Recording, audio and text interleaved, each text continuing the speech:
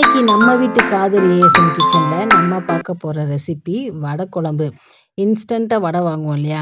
பருப்பு வடை, ஆமை வடை, உளுந்த வடை, இப்படி எந்த வடையாக இருந்தாலும் மீதமான வடையில் சட்டுன்னு இப்படி ஒரு குழம்பு செஞ்சு பாருங்கள். ரொம்பவே ஒரு ஈஸியான ரெசிபி தான், நல்லாவும் இருக்கும். வடையை ரொம்ப நேரம் ஊற வைக்க வேணாம், குழம்புல போட்டாலுமே அடுப்பு ஆஃப் பண்ணிடலாம்.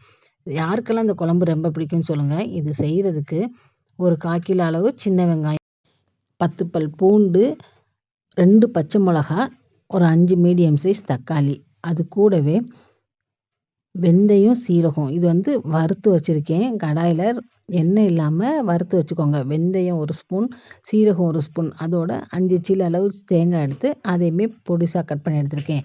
மிக்ஸி ஜாரில் 200 கிராம் சின்ன வெங்காயம், தக்காளி, ஒரு பச்சை மிளகா எல்லாத்தையும் சேர்த்து நல்லா 1, 2மா அரைச்சி எடுத்துக்கோங்க. ரொம்ப வலுவலுன்னு அரைச்சிடக்கூடாது. அது கூடவே நான் இன்றைக்கி பருப்பு வடையும் இந்த சின்ன வடையும் எடுத்திருக்கேன். நீங்கள் உளுந்த வடை சேர்த்தாலுமே ரொம்ப நல்லாயிருக்கும்.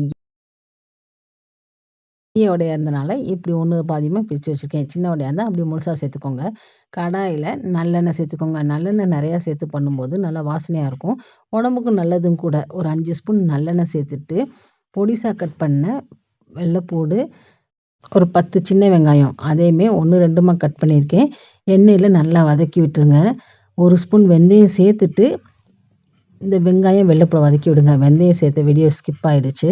நல்லா வதங்கினதுக்கப்புறம் தேங்காயுமே நல்லா வெந்தயம், சீரகம் எல்லாத்தையும் சேர்த்து தண்ணி ஊற்றி நல்லா மை போல் அரைச்சி எடுத்துக்கோங்க. வெங்காயம், தக்காளி நல்லா வதங்கினதுக்கப்புறம் 1/2 ஸ்பூன் மஞ்சள் தூள், 3 ஸ்பூன் தனி மிளகாய் தூள் சேர்த்துருக்கேன். இது வீட்டில் அரைச்ச மிளகாய் தூள்னால கொஞ்சம் காரம் இல்லாமல் தான் இருக்கும். கடை மிளகாய் தூளாக இருந்தால் 2 ஸ்பூன் அளவு மட்டும் சேர்த்துக்கோங்க.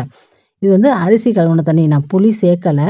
அரிசி கழுவுன கழனி தண்ணியில் நம்ம அரைச்ச தேங்காய் விழுதையும் 3 ஸ்பூன் புளிக்குழம்பு பொடியும் சேர்த்துருக்கேன். ஆச்சி புளிக்குழம்பு மசாலாவாக இருந்தால் நீங்கள் 1 பாக்கெட் ஃபுல்லாக சேர்த்துக்கோங்க, சரியாக வரும் இந்த வடைக்கு.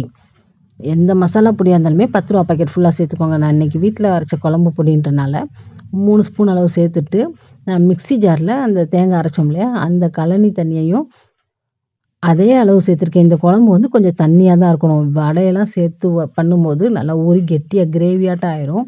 எல்லாத்தையும் நல்லா மிக்ஸ் பண்ணிவிட்டு 1/2 ஸ்பூன் மஞ்சள் தூளும் சேர்த்துக்கோங்க. நல்லா கலந்துட்டு இது போல் நல்லா தண்ணி போல் தான் இருக்கணும்.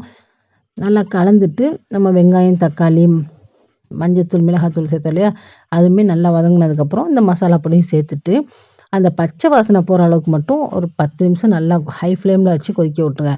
குழம்பு நல்லா தண்ணி போல் இருந்தால் மட்டும்தான் நல்லா வடையெல்லாம் சேர்த்ததுக்கப்புறம் திக்காயிரும்.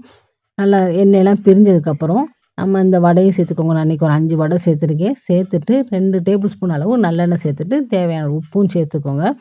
உப்பு சேர்த்துட்டு ரொம்ப கிளறக்கூடாது. ஒரு 2 நிமிஷம் தான் வச்சுருக்கணும். அதோட ஸ்டவ் ஆஃப் பண்ணிடுங்க. கெட்டியாகி ரொம்ப திக்காக கிரேவியாட்டம் வந்துடும். அந்த வடையெல்லாம் ஊறிட்டு நல்லா கிரேவியாட்டம் வந்துடும். வாசனைக்காக கொத்தமல்லி மட்டும் சேர்த்துக்கோங்க.